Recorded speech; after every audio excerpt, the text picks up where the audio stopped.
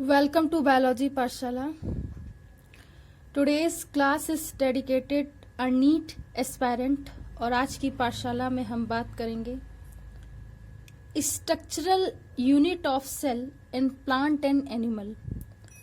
लेकिन पाठशाला को स्टार्ट करने से पहले या कुछ भी समझाने से पहले हम बच्चों को मोटिवेशन मैसेज देते हैं और आज का मोटिवेशन मैसेज कुछ इस तरीके से है कि लाइफ में फोकस होना बहुत ज़रूरी होता है। इसलिए आप जो कुछ भी करना चाहते, जो कुछ भी बनना चाहते, उसके लिए हमेशा फोकस रहिए। हर चीज़ तुरंत नहीं मिलती है, छोटे स्तर से काम करना पड़ता है और जीवन में हासिल करना पड़ता है। इसलिए प्रयास करते रहिए और आगे बढ़ते रहिए। अगर हम आज की पाठशाला की बात करें तो ये नीट एस्पायरेंट के लिए डेडिकेटेड है। चलिए इसके कुछ एनालिज्म में मैंने क्वेश्चन रखे हैं और उसे देखते हैं। जैसे पहला क्वेश्चन कह रहा है कि the term cell was introduced by, तो ये जो टर्म होता है बेसिकली वो रॉबर्ट हुक ने दिया था, 1665 में दिया था। कॉइन्ड बाय रॉबर्ट हुक इन 1665। सो आपको ये याद रखना है, बहुत ही नॉर्मल क्वेश्चन है, पूछा जाता है, कभी कभी ईयर भी पूछ लेते हैं। ठीक है, नेक्स्ट क्वेश्चन है which one of the following is common in a plant and animal. So मैं आपको बता दूं, प्लांट और एनिमल में माइटोकॉन्ड्रिया क्या होता है, कॉमन होता है। किस लिए होता है? ताकि इसमें रिस्पायरेशन का प्रोसेस हो सके। तो रिस्पायरेशन के प्रोसेस के लिए माइटोकॉन्ड्रिया प्लांट और एनिमल में कॉमन होता है, दोनों में प्रेजेंट होता है। नेक्स्ट देखें, कह रहा है कि विच one of the following is not present in A bacteria. कह रहा है कि इनमें से क्या नहीं प्रेजेंट होता। देखिए, आरएनए या डीएनए का एक तो जेनेटिक मटेरियल होता है, तो आरएनए तो प्रेजेंट होता है, फ्लैजेला भी होता है, मेसोसोम स्ट्रक्चर भी होता है, लेकिन माइटोकॉन्ड्रिया इसमें नहीं होता है। तो आपको इसे याद रखना है कि माइटोकॉन्ड्रिया जैसा कोई भी अरेंजमेंट या कोई भी स्ट्रक्चर इसमें नहीं पाया जाता है। नेक्स्ट क्वेश्चन देखिए, कह रहा है कि the amino acid found only in the bacteria and the blue green algae. अब क्या होता है, उसे बोलते हैं डाई एमिनो पाइमेलिक एसिड। तो 20 प्रकार के अमीनो एसिड होते हैं और उसमें उसका जो डेरिवेटिव होता है वो होता है डाई एमिनो पाइमेलिक एसिड। ये आपको याद रखना है, ये इंपॉर्टेंट क्वेश्चन है काफी, तो आप इसे याद रखेंगे। बहुत इंपॉर्टेंट क्वेश्चन है, इसलिए मैंने लगा के रखा है। ठीक है, ब्लू ग्रीन एल्गी में क्या होता है, एमिनो एसिड का type di amino pimelic acid.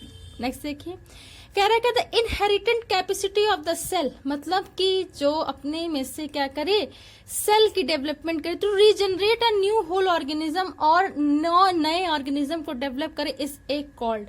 They have the totipotency of the cells. It means होता है कि टोटिपोटेंसी का मतलब होता है they have a capacity to originate और इंडिविजुअल ऑर्गेनिज्म। मतलब कि टोटिपोटेंसी का मतलब ये होता है कि कोई भी मतलब अपने ही जैसे ही सेल को डेवलप करना, अपने ही जैसे ऑप्शन को डेवलप करने की जो क्षमता होती है, उसी को बायोलॉजिकल लैंग्वेज में टोटिपोटेंसी कहते हैं। ठीक है, तो ये बात याद रखेंगे, टोटिपोटेंसी स्टेम सेल से स्टार्ट होती है, आप ये भी याद रखेंगे। ठीक है, नेक्स्ट क्वेश्चन देखिए, कह रहा है कि the nucleic material in a bacterial cell is a called. क्या होता है, तो उसे हम लोग न्यूक्लियोइड बोलते हैं। न्यूक्लिक मटेरियल जो होता है बैक्टीरिया में, उसे हम लोग बोलते हैं न्यूक्लियोइड। क्या बोलते हैं, न्यूक्लियोइड। ये आपको याद रखना है। ठीक है, कह रहा है कि the technique of the obtaining a large number of the planets bye the tissue culture method is called. अब इसको क्या बोलते हैं, मतलब ऐसी टेक्निक जिससे कि ज्यादा से ज्यादा मतलब नंबर में टिश्यू कल्चर का फॉर्मेशन हो सके, उसको बोलते हैं माइक्रो प्रोपोगेशन। क्या बोलते हैं, micro propagation is a technique to obtaining a large number of the plantlets by the tissue culture method. So आपको ये याद रखना है। नेक्स्ट क्वेश्चन देखिए, ये क्वेश्चन दिया हुआ है, कह रहा है कि difference between the prokaryote and eukaryote is. So prokaryote और यूकैरियोट में ये डिफरेंस होता है in the grade of organization of nuclear material. मतलब कि न्यूक्लियर मटेरियल इनमें अलग अलग टाइप का होता है। प्रोकैरियोट में इनिशियल होगा, यहाँ पे वेल डेवलप होता है। तो इतना आपको याद रखना है। ठीक है, अब कह रहा है कि naked DNA without histone protein, मतलब कह रहा है कि ऐसा कौन सा नेकेड डीएनए जो विदाउट हिस्टोन होता है और किसमें पाया जाता है, तो ये होता है प्रोकैरियोट में। प्रोकैरियोट में नेकेड डीएनए होता है, ठीक है, नेकेड डीएनए होता है, इसे आपको याद रखना है। इसमें कोई भी हिस्टोन प्रोटीन नहीं होगी, ये आपको याद रखना है, ठीक है।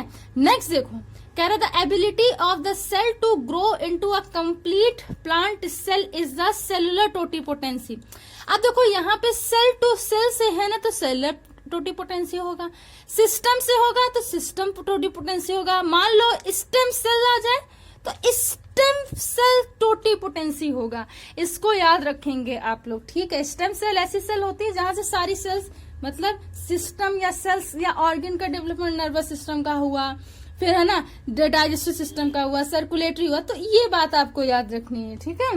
नेक्स्ट क्वेश्चन देखिए, यहाँ पे दिया है, कह रहा है कि प्रोकैरियोटिक सेल डज नॉट है। प्रोकैरियोटिक सेल में अगर मैं ये कहूं कि इसमें जो न्यूक्लियस होता है बहुत ही इनिशियल होता है, यानी कि अल्प विकसित होता है, नॉन डेवलप होता है या नहीं होता है, तो ये बात रखना, न्यूक्लियस इसमें होता है या बहुत अल्प विकसित होता है या नहीं होता है, सेंट्रियोल नहीं होता है प्लांट का पार्ट, मेम्ब्रेन बाउंड ऑर्गेनल्स में नहीं होते, जब इसमें न्यूक्लियस नहीं हो रहा है ऑर्गेनल्स नहीं होंगे, ऑल ऑफ दिस, तो ये सारी चीजें प्रोकैरियोट सेल्स में नहीं होती हैं, ये आपको याद रखना है। फिर नेक्स्ट क्वेश्चन है, which of the following is not a feature of prokaryote, तो कौन सा नहीं होता, DNA are associated with histone. मतलब प्रोकैरियोट, अभी मैंने बताया कि प्रोकैरियोट में जो होता है वो नेकेड डीएनए होता है, तो DNA are associated with histone, ये जो कैरेक्टर है ये गलत है, तभी तो कह रहा है नॉट लगा हुआ है, तो ये बात आपको याद रखनी। नेक्स्ट क्वेश्चन है, कह रहा है which one of the following is a common to both the prokaryote and eukaryote. Prokaryote और यूकैरियोट में एक ये चीज कॉमन होती है कि दोनों में ही जेनेटिक कोड्स होते हैं, दोनों में ही क्या होंगे, जेनेटिक कोड्स होंगे, जेनेटिक कोडॉन होंगे, ये बात याद रखनी, क्योंकि अब मतलब संदेश या सूचनाओं को एक सेल से दूसरे सेल में पहुंचाना है, उसके लिए जेनेटिक कोड्स की जरूरत पड़ेगी, तो ये बात आपको याद रखनी। नेक्स्ट क्वेश्चन, ऑल द मोनेरास क्या होते हैं, correct, demonstrate a long circular stand of DNA not found the enclose the nuclear membrane, बिल्कुल सही है, सर्कुलर इसमें डीएनए होता है लेकिन वो इनक्लोज नहीं होता न्यूक्लियर मेम्ब्रेन के, contain the DNA and RNA दोनों होते हैं, बिल्कुल सही बात है, कोई भी इसमें हो सकता है, ठीक है, एक ही होगा, ठीक, और आर द बैक्टीरिया होते हैं, बिल्कुल सही, ऑल ऑफ द अबव, ये सारे सही हैं, तो ये आपको याद रखना है। नेक्स्ट क्वेश्चन है, कह रहा है कि the bacterial cell is a made of the, तो बैक्टीरिया, देखो यहाँ पे इंपॉर्टेंट लगा हुआ है, मैंने आपको पहले ही बताया कि ये क्वेश्चन बहुत इंपॉर्टेंट है, इसलिए मैंने लगा के रखा है, मैं कह रही हूँ कि इंपॉर्टेंट है। बैक्टीरियल सेल जो होता है बेसिकली वो किससे मिलकर बना होता है, वो पेप्टिडोग्लाइकॉन से मिलकर बना होता है, वो पेप्टिडोग्लाइकॉन से मिलकर बना होता है, काफी इंपॉर्टेंट क्वेश्चन है, इसलिए आपको इसे याद रखना है, ठीक है। पेप्टिडोग्लाइकॉन यानी कि पेप्टाइड और ग्लाइकोन, अगर मान लो ऐसे पूछ लिया जाए तो क्या करोगे, ग्लाइकॉन या ग्लाइकोजन कहते हैं, ठीक है, बहुत अच्छे से अगर डेरिवेटिव लिखना है तो पेप्टाइड एंड ग्लाइकोजन से मिलकर बना होता है। सो आई होप कि आज की पाठशाला आपको समझ में आई हो, अगर आज की पाठशाला आपको समझ में आई हो तो इसे ज्यादा से ज्यादा लोगों तक शेयर कीजिए, सब्सक्राइब कीजिए और लाइक कीजिए। बालाजी पाठशाला का बेल आइकन, उस घंटे के बटन को दबाए रखिए ताकि आने वाली लेटेस्ट अपडेट आप तक पहुंच सके। Thanks to all student to watch my Pathshala, thanks again, well, thank you.